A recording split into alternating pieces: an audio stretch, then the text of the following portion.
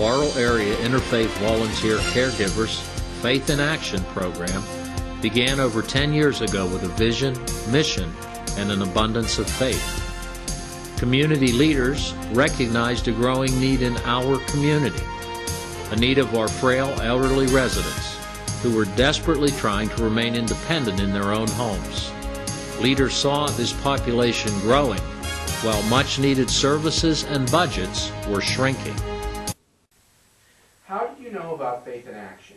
Well, I was at a conference in San Francisco and learned that Robert Wood Johnson was going to fund some Faith in Actions again, so I brought it back to the person that I thought was the mover and shaker with LAPA, and that was John Parker. And he actually was the one that started moving and shaking.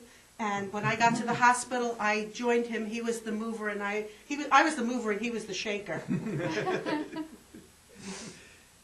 Well, we recognized the need, and we involved Pastor Schock, who's the president of Greater Latrobe Ministerial Association. And we certainly know the need in our own congregations, and we saw that this not only in our congregations but in the whole community, and we saw this as a great opportunity to join partners with other congregations. And being involved in home care, we knew that we were being cut in our funding areas, so we were looking at other ways that we could provide care for people in their homes after their skilled care was finished. And Latrobe Area Hospital Charitable Foundation has always supported wellness initiatives, and we thought keeping people comfortable in their own homes was a very good fit for our mission. Then we found that there was a national conference happening in Wheeling, West Virginia, and that's when the famous van trip happened. Dr. Parker put us all in the car, and off we went. And I was so happy that we had a preacher and a doctor in the van.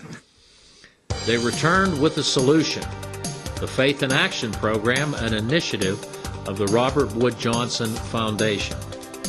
Recognizing the enormity of the undertaking, they knew that the entire community needed to embrace this new concept and program. They held a town meeting in February 2001, and the reaction and support was overwhelming. The Greater Latrobe Ministerial Association took the lead and agreed that the new Faith in Action program would be a part of their ministry. A board of directors was formed and a grant application was submitted to the RWJ Foundation. Well, it's time to call the meeting to order. I want to thank all of you for electing me president of this board while I was away on vacation. You should never miss a meeting, that's for sure. I have great news. We've received the grant from the Robert Wood Johnson Foundation. Yes. Great, yes. So Wonderful. now we've got a lot to do in the next few months. Now what? Proceeding with a great leap of faith and determination, the newly formed board began working behind the scenes until the startup grant of $35,000 was awarded in September of 2001. Seeking donations from the community, they found office space at the Beth Israel Synagogue and recruited a director. 3 short months later, Faith in Action opened for business with a program director, a plan, and a great vision. Blessings abound.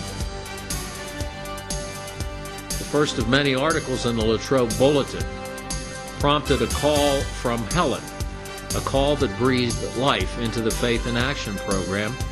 She was the face, the first care recipient seeking help. She was an elderly, widowed woman, the sole caregiver for her 40-something-year-old son who was mentally and physically disabled. She worried about the future and wanted to know Faith in Action would be there for her when she needed it.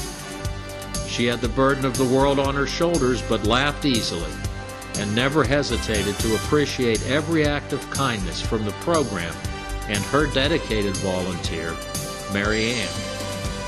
Volunteers were recruited and 12 attended the first training in April 2001.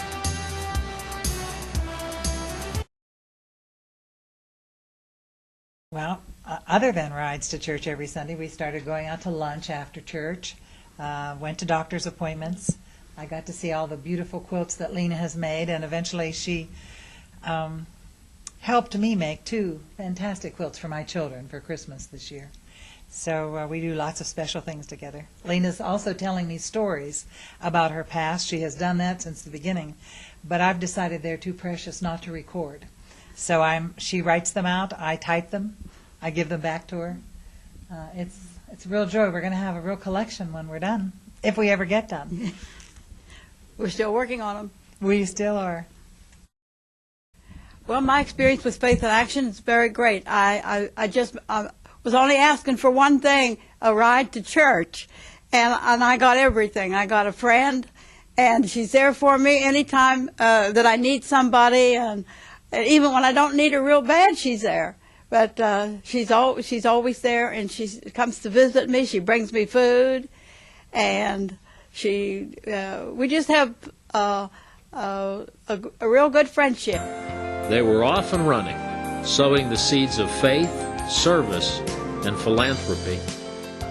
In the fall of the first year, the first leaf raking event helped rake over 300 bags of leaves for Lucille, an 88-year-old widowed woman living on White School Road, and launching an annual event that now includes over 200 youth and leaders and up to 50 homes. The Advent Project was launched in the first year. 50 care recipients delighted in reading a story and opening a gift each Sunday in Advent. For many, this was their most treasured, if not only, Christmas gift. Baskets, tins, wreaths, hand-knitted scarf, booklets.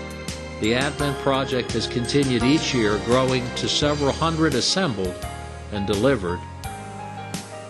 The first volunteers were celebrated in the fall of 2002 and have been recognized every year since with a lovely dinner at the St. Vincent Grove with entertainment and gifts donated by area businesses. Early on in 2003, St. Vincent College provided interns and volunteers. Adelphoi Village joined to help with grass cutting, snow shoveling, and leaf raking. The program outgrew the offices and moved to donated space at the Christ United Church of Christ. The first awards luncheon was held to thank the community of partners for their contributions and support. The program saw great change and growth in 2005. St. Michael's of the Valley Episcopal Church and Rector spearheaded an effort to extend the program to the Ligonier area. Faith in Action became a proud agency of the United Way of Westmoreland County. Ron Gelati donated time and talent to design the program's website. The Catholic Heart Work Camp began helping in 2006 and has provided over 2,000 volunteer hours for home repairs, yard work, and chores. The value of their services is estimated at tens of thousands of dollars. 2007 was a year of record growth and new beginnings. Faith in Action began operating as an independent, nonprofit corporation.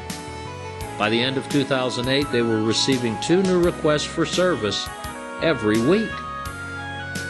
In 2009, they joined the Talk Block at WCNS, hosting an ongoing show at 9 o'clock on the 4th Saturday of each month, sponsored by Excella Health. The Laurel Area Fund was established to encourage residents to donate in memory of or in tribute to a loved one. A fund was established with the Community Foundation of Westmoreland County, a strong community partner for many years. A town meeting for Derry residents was held to determine the need for expansion, and as a result, the program began offering services in Derry in 2010. 2010 was a busy year, moving the offices to the Latrobe Presbyterian Church and working with community partners. In collaboration with Bethlehem Communities, a comprehensive senior resource guide was designed and distributed. The program worked with Excella Health to develop the hospital-to-home program for those returning from the hospital with little or no support from family or friends. In October of 2010, Laurel Faith in Action received statewide recognition when honored with the Pennsylvania Council on Aging's Regional Award in Harrisburg. Laurel Faith in Action was proud to be the first program in Pennsylvania to successfully complete Tier 1 Essentials, Adherence to Basic Legal, Regulatory, and Governance Practices as part of the Pennsylvania Association of Nonprofit Organizations Standard for Excellence.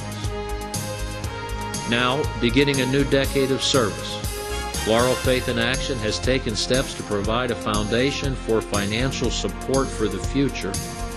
In early 2011, thanks to the generosity of board members over the years, Laurel Faith in Action established an endowment with the Community Foundation of Westmoreland County, a permanent, solid investment in the future, so that Dolly and Helen and Joe and more than 350 others continue to live lives with dignity, quality of life, and an overall sense of well-being. Working together with many partners, Laurel Faith in Action is building community and philanthropy, a community where residents want to live, work, raise children, and retire with grace and dignity, and to go beyond themselves to connect with their community. Comfort. Rewarding. Stupendous. I have to say gratifying. I think rewarding. I think joyful. I think it's wonderful. I think it's very necessary. Humble.